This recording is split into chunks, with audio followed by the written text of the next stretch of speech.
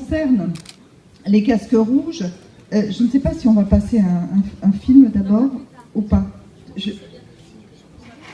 Bon, alors, on va le passer plus tard. Bon, alors, je fais toujours les choses à l'envers. Non, mais parce que parfois c'est plus simple en images. Je m'intéresse de très longue date à l'organisation des secours. Des secours tout autant individuels, et vous avez entendu parler de l'alerte enlèvement, qui est ce dispositif que l'on met en place pour aider à retrouver des enfants disparus en France.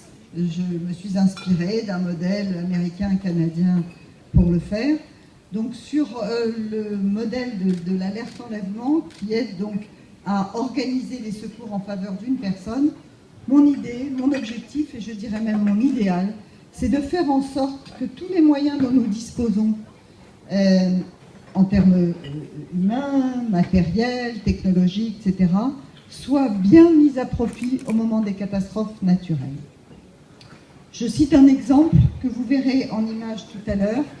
En Haïti, après ce terrible tremblement de terre, des centaines et des milliers d'humanitaires se sont rués sur ce petit pays, bloquant l'aéroport qui n'a plus pu fonctionner, paralysant les secours, paralysant les autorités. Bref, un carnage a entraîné un autre carnage et une autre responsabilité des hommes.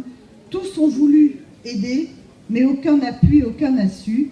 On a empêché les équipes de secours d'arriver parce qu'on a laissé rentrer d'abord des électriciens, bref.